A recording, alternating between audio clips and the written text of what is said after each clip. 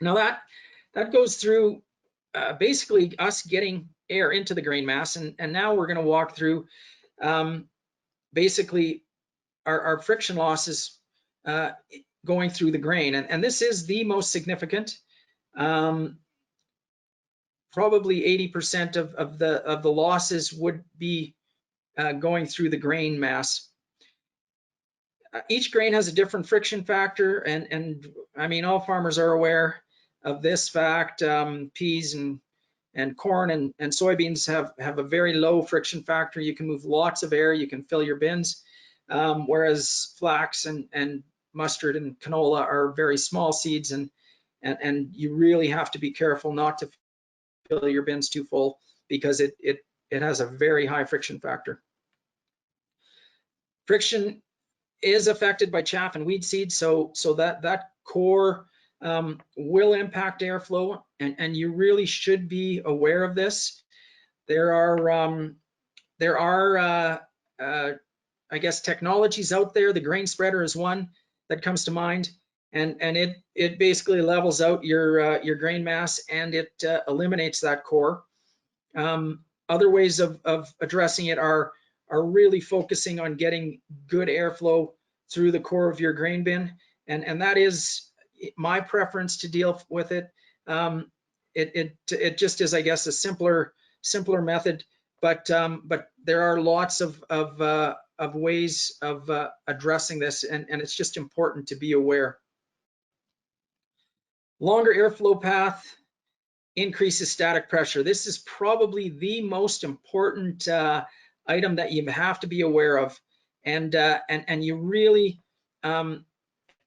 have to address this. You know, in a full floor aeration bin, or I guess in any aeration bin, the easiest way to reduce your airflow path is to reduce your grain depth, and that's where having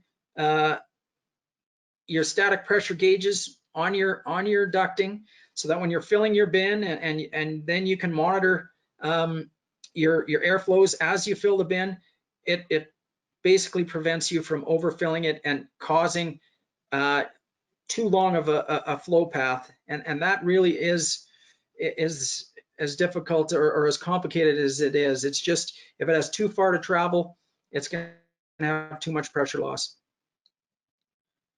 One interesting item that some of the companies are exploiting is the fact that horizontal airflow is lower, horizontal friction is lower than the friction with vertical airflow, and that, you know, there's been significant research done, and what it really points to is that, for example, oats, if you push air through oats horizontally instead of vertically, you get about a 10% reduction in the back pressure, or the pressure drop. Now, if you move to wheat or canola, you actually get a 50% reduction in the pressure drop, which is really astounding. And barley is even more pronounced at 70% lower. Most of this research has just been done not on farm. So again, this is just paper data. It's not, I wouldn't consider it real data yet, but it is, it's compelling, and there are some companies that are basically using this concept to add new technologies.